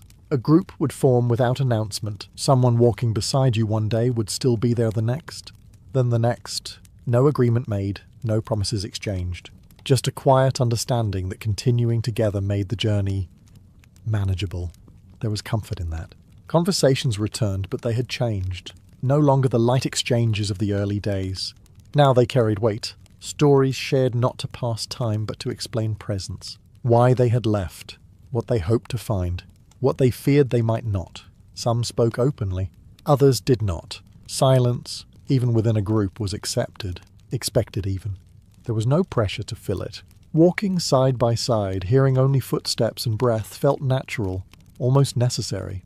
Each pilgrim carried something different. A former soldier who walked with a limp, saying little about how he had earned it. A merchant who once cared only for profit, now unsure what he was seeking. A young woman sent by her family, her purpose clear, but her thoughts her own. Their paths had been separate. Now, for a time, they overlapped. Roles emerged quietly. Someone knew which towns offered safe shelter. Another could read the land, guiding the group when paths split. One might share food more freely, another can serve carefully. These differences did not divide them, they balanced them. Trust formed slowly. Not through declarations, but through consistency. Walking the same road, facing the same hardships, returning each morning, still moving in the same direction, west. Yet even within this fragile community, there was an understanding. This was temporary. The road brought people together, but it also carried them forward. Some would fall behind. Others would move ahead. Illness, injury, or simple difference in pace would eventually separate them. No one said it out loud. They didn't need to.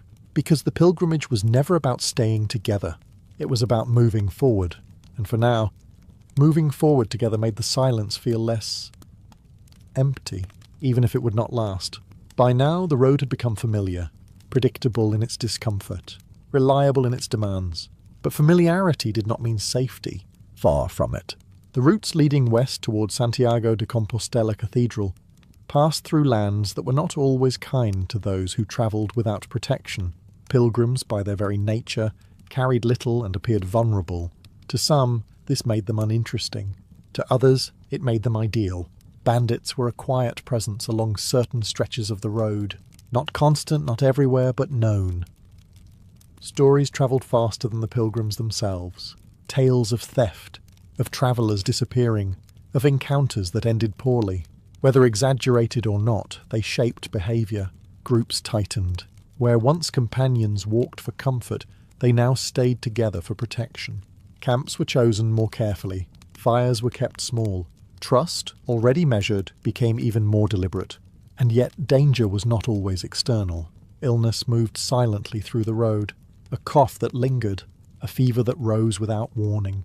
Injuries, small at first, grew worse with every step. There were no physicians waiting at every turn.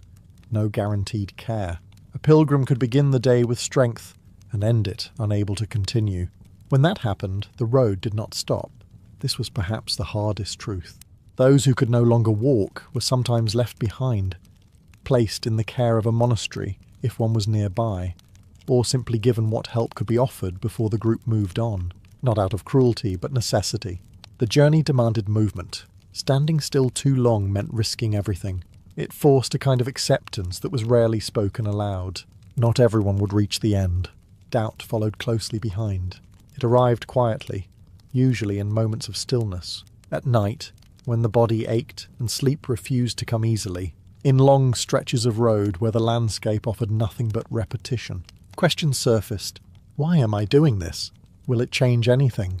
Is there even a point? Faith, once clear at the beginning, became something more complicated, less certain, more tested. Some held onto it tightly, using it as an anchor. Others found it slipping, replaced by something quieter, resignation perhaps, or endurance without explanation. And yet, despite all of it, they kept walking, because by now, the journey was no longer just about reaching a destination. It had become something else, a measure of will, of belief, of how far a person could go when turning back felt worse than continuing. The road did not offer answers, only distance, and so they moved forward. Through danger, through doubt, through the quiet understanding that the pilgrimage was asking more of them than they had expected. And it was not finished yet. After weeks, sometimes months of walking, something began to change. Not in the body. That remained tired, predictable in its complaints. But in the road itself, in the small details that, at first, might have gone unnoticed. Now they stood out. The pilgrims moving west towards Santiago de Compostela Cathedral began to see more signs. Not official markers. Those belonged to a much later world. But symbols left by those who had come before. Carved shells on stone. Worn paths that split less often. Villages that seemed to expect them. The scallop shell in particular appeared more frequently. Simple. Recognizable. A quiet reassurance that the direction remained true. It was not just a symbol of the pilgrimage. It was proof that others had walked this way, had endured the same distance, and had reached something at the end of it. That mattered. The land itself shifted as well. The long, open stretches gave way to terrain that felt more deliberate. Forests closing in, hills rising gently, paths narrowing as if guiding travellers toward a point they could not yet see, but were beginning to feel. There was a sense of nearness. Not precise, not measurable, but present. The groups of pilgrims changed too. Some who had walked together for weeks were no longer there, lost to illness, slowed by injury, or simply separated by pace. New faces appeared. Those who had joined the road later, fresher, less worn, but carrying the same intention. There was less conversation now, not because there was nothing to say, but because most of what needed to be said had already been understood. The shared experience had done its work. Words became unnecessary. Even the doubts had shifted. They did not disappear, but they softened. replaced in part by something quieter. Anticipation, perhaps, or the cautious belief that the journey might actually end. And with that belief came reflection. The reasons that had started the pilgrimage, faith, guilt, escape, no longer felt as sharp as they once had. The road had worn them down, reshaped them.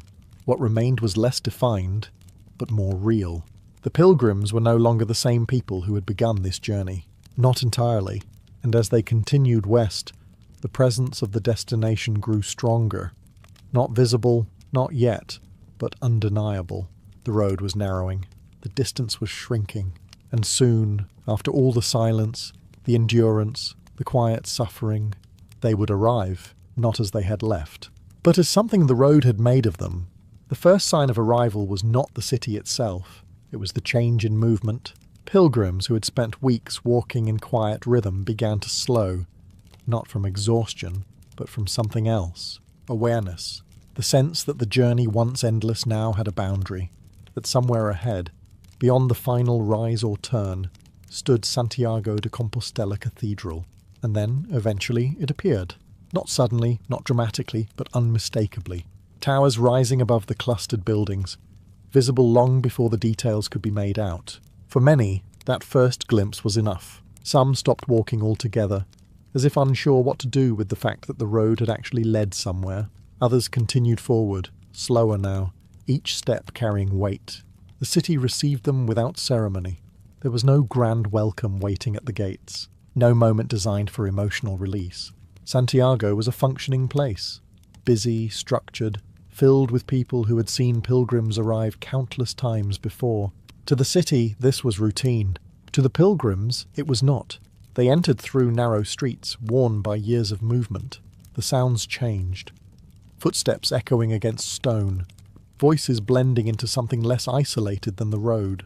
The silence that had defined the journey began to dissolve, replaced by the presence of others who had reached the same point. And then the cathedral, larger up close than memory could prepare for, its structure dominating the space around it, stone layered over centuries, built not just as a place of worship, but as a destination, an end to something that had required more than most journeys ever asked. Inside, the air felt different, still. Heavy! Not with noise, but with accumulation, of prayers, of expectation, of countless arrivals that had come before. Pilgrims moved through the space carefully, not directed, but guided by something quieter. Some knelt, some stood, some simply looked, as if trying to understand what exactly they had reached. The tomb of St. James the Greater lay at the centre of it all. For many, this was the purpose, the reason that had justified every step, every moment of doubt, every hardship endured along the way. And yet, standing there, the feeling was not always what they had imagined. There was no clear answer waiting, no sudden transformation, just presence. The journey, once defined by distance, had ended, but what it had changed, what it had meant, was something each pilgrim had to face alone.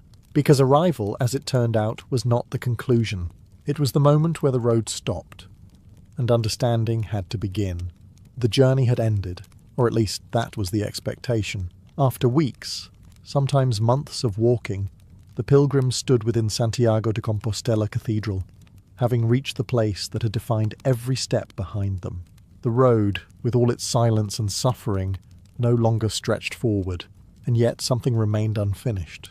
The rituals that followed arrival were simple, almost understated. Pilgrims attended Mass, offered prayers, and, when possible, received proof of completion. A recognition that they had walked the distance, endured the road, and reached the shrine of St. James the Greater. It was official, they had arrived. But arrival did not answer the questions that had formed along the way. For some there was relief, a quiet release of tension that had built over time. The body, no longer required to move, began to recover. The mind, freed from constant focus on the next step, had space to settle. For others the feeling was less clear. The purpose that had driven them forward, the need to reach this place, was now gone. In its absence, something unexpected appeared. Uncertainty. What now? What does this mean? Was the journey enough, or had it only revealed something incomplete? Because the pilgrimage, despite all its structure, had never guaranteed clarity. It had only created the conditions for it. Some pilgrims chose to stay for a time, lingering in the city as if hoping understanding might arrive with rest. Others turned back quickly, eager to return to the lives they had left behind, though often unsure if those lives would still feel the same, and many found that they did not. The road had changed them, not in a dramatic, visible way, but in something quieter, in patience, in awareness, in the understanding that movement itself, step after step without certainty, had meaning. Returning home did not erase that. It carried it forward. The pilgrimage, then, was not a closed journey. It did not begin at departure and end at arrival. It extended beyond both, into the lives the pilgrims resumed, into the choices they made afterward, into the way they understood time, effort, and belief. The road to Santiago ended in stone, but the experience of walking it did not end there, because once you have crossed that distance, once you have faced the silence, the doubt, the persistence required to continue, you do not simply return to who you were before. You carry the road with you, quietly, unnoticed by most, but always present,